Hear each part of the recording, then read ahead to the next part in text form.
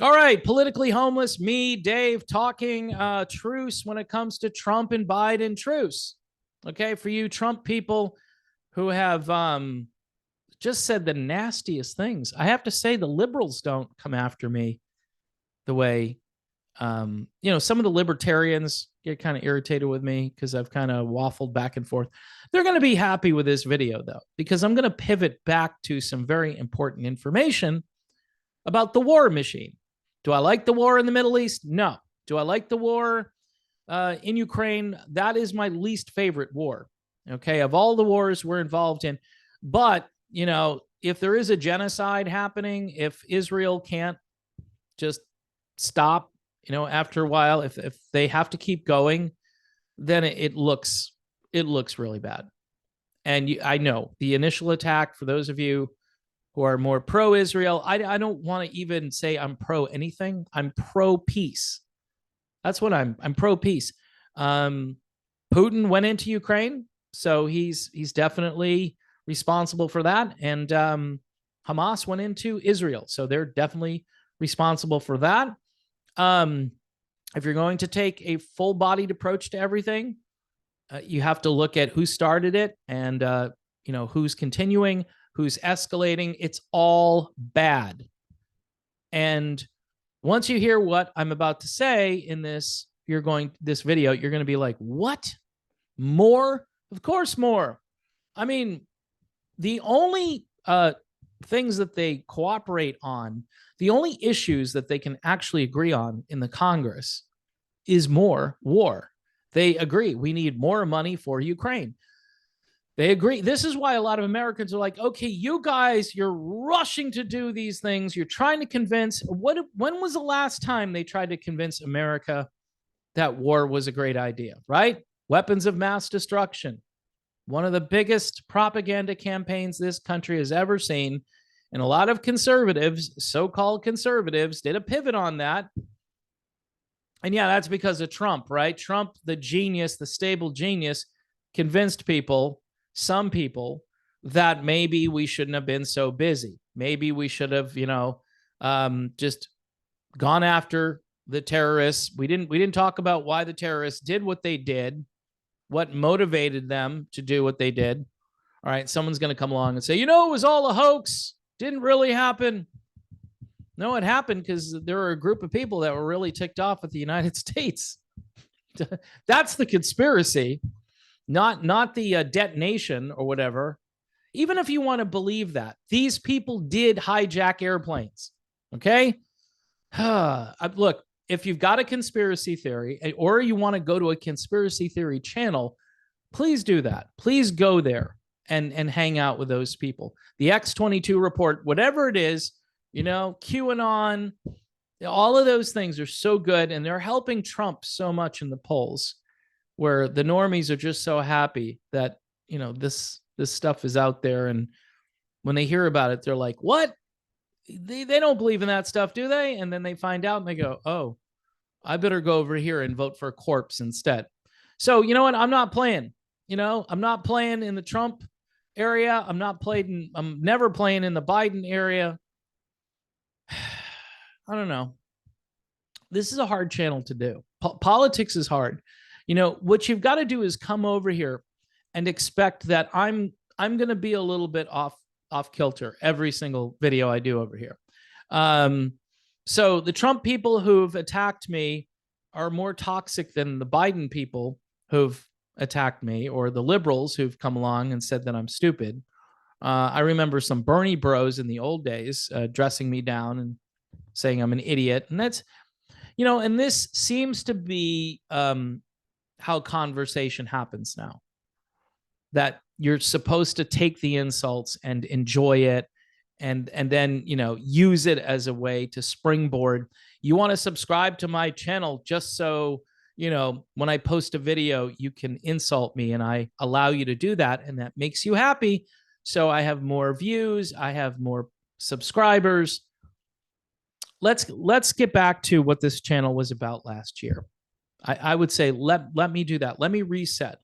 All right. Block out all the no labels stuff, because apparently that's garbage. Okay. I had a couple of people on from no labels. The interviews are still up.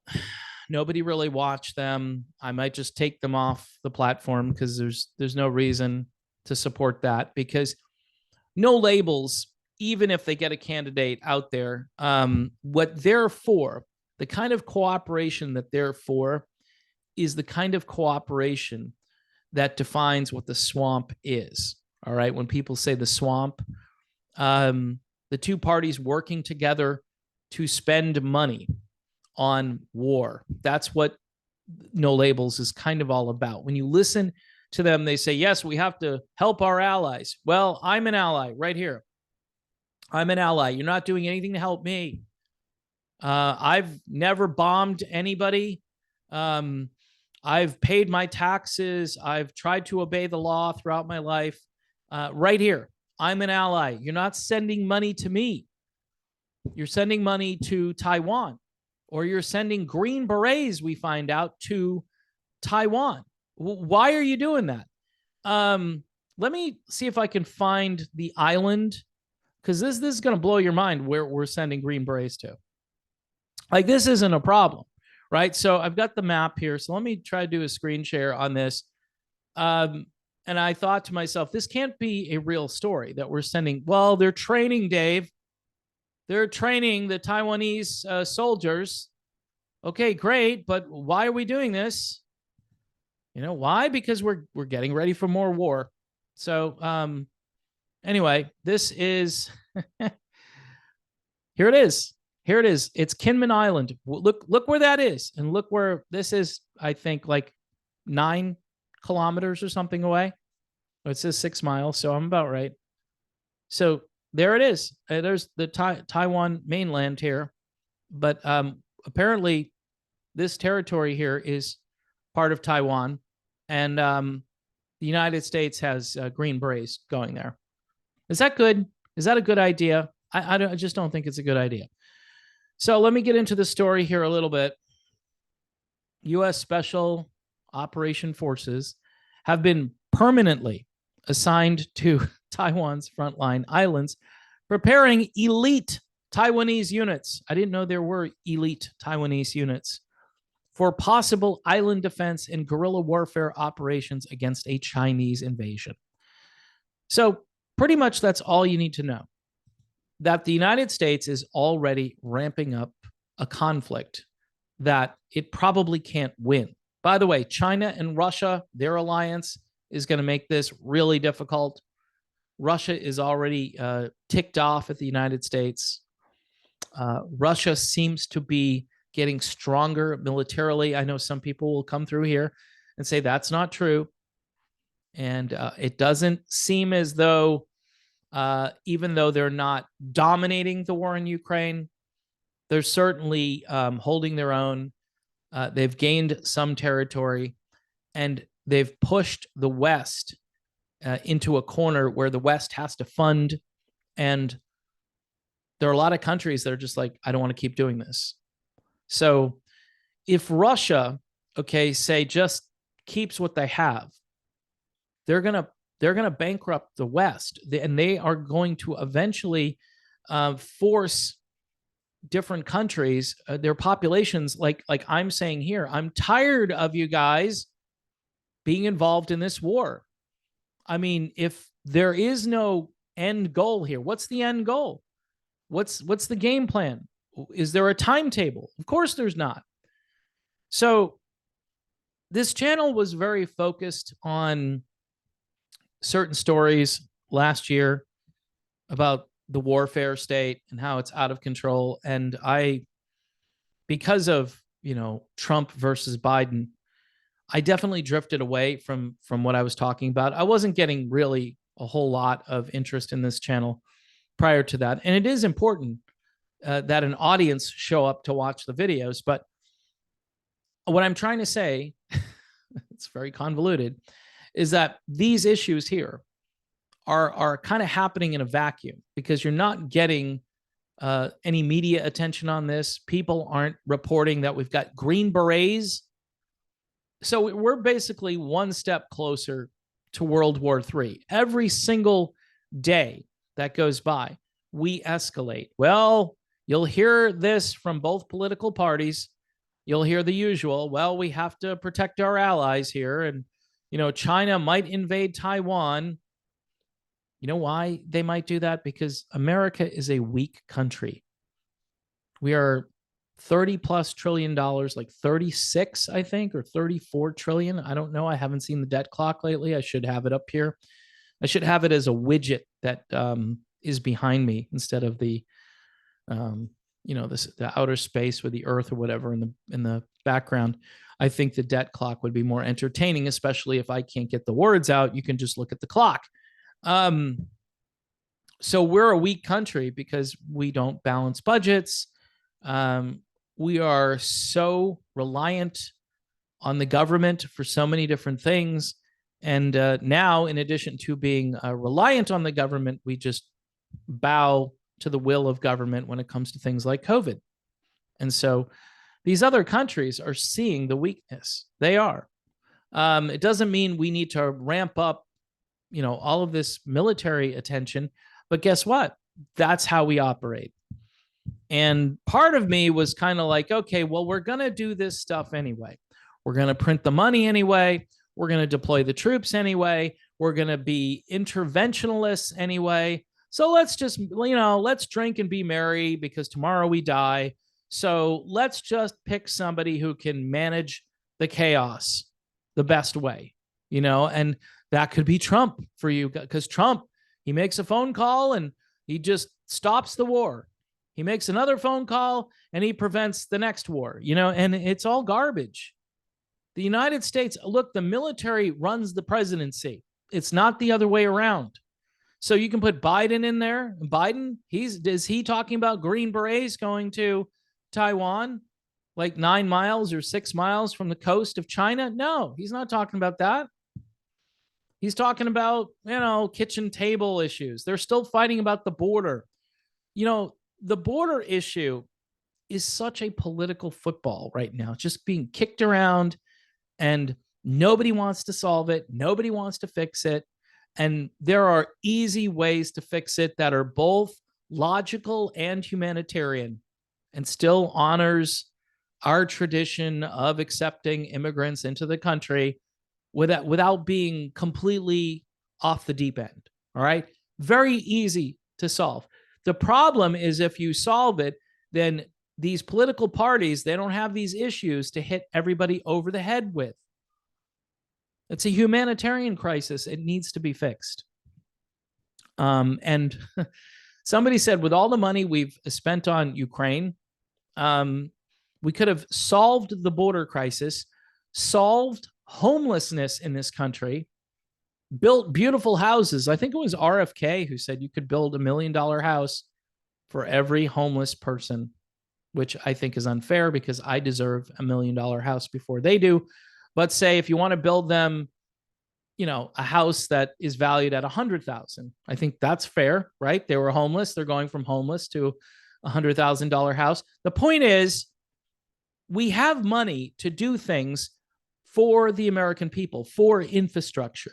We could actually start to pay down this massive debt, but we don't. We're not fearful of it, and it's mind-blowing. There's no fiscal restraint, fiscal responsibility. You want to raise taxes on certain people to get money? I mean, that's okay. In my eyes, that's okay. Taxation, I believe, is a form of theft, but if you've got these crony capitalists out there, maybe they can decouple themselves from some of the more, woke or ridiculous things they're involved with. Maybe that's a way to teach them a lesson, but then, depends on who the president is. And I guess it does matter a little bit, but really it's the same team, going over the cliff at slightly different speeds, but they're going over the cliff. And the Democrats are rushing, and then the Republicans, if they get power, they'll try to rush even faster over that cliff. So look, it's not that I don't want to be positive and support something. It's just that there's nothing on the horizon. RFK, he's okay. He's okay. He's not the savior. Nobody is the savior here. All right. It's between you and God. That's what you have to deal with. It's not government that's going to come to your rescue. It's not a great leader necessarily. It would be nice, but we're not going to have that. Is it the anti-war movement? Well, it's good to be anti-war. It's stupid to just look at war and say, well, it's good for the economy. You've got people in Congress. I've been in like spaces or conferences talking with these folks, and they're basically saying it's really good for the economy if we get involved with Israel. And it's even better if we get involved with Taiwan. By the way, in the old days, wouldn't we have to authorize Green Berets going to the front line, even if it's just for training? Wouldn't we have to bring that before Congress? No, because we've, again, completely decoupled from the idea that Congress is useful. It kind of isn't. I mean, it's great for media attention. If you're a congressperson, it's like having, a social media site where you can, stand up in front of these people and start talking, and then someone is going to film it. And then the video will go on Twitter, X, whatever. And you'll be an overnight sensation. You will be a celebrity. And that's what this has become. It's celebrity culture. And then people like you and me, we sit here and we're like, why are we sending troops to Taiwan? Because they're about to they're going to be invaded by China, Dave. We got to be ready. China, they're the biggest threat. So there's no diplomacy here. We can't do anything to prevent any of this stuff. We can't change our trade policies. We can't negotiate or talk with anybody. We're just going to ramp up a war. I don't know, folks. I think we can do better. I think what we need to do is keep calling out all of the corruption. And then if more people learn about this corruption and they tell their friends about it and their friends tell their friends and so on, then who knows? Maybe we can start a legitimate movement to stop these a-holes from bankrupting the country and spending the money on stuff that doesn't help one single human being. And I'm dead serious. At some point, we've got to wrap our brains around the concept that war really sucks. Okay, we have to, but there is, again, and they're the majority in both houses of Congress, there are a group of people that believe that the more war we have, the better the economy, and the better for your investments. If you invest in, military contractors, you'll make a ton of money. So, we all should, I guess, jump in and buy some stock in Raytheon or whatever, because apparently we're already in Taiwan and setting up for a war against China. That should scare the crap out of everybody watching this channel. Anyway, that's it for me. I think I'm going to lay off the Trump stuff. I'm tired of the insults. There's a lot to work with there. Same with Biden. There's a ton to work. There's probably even more, believe it or not.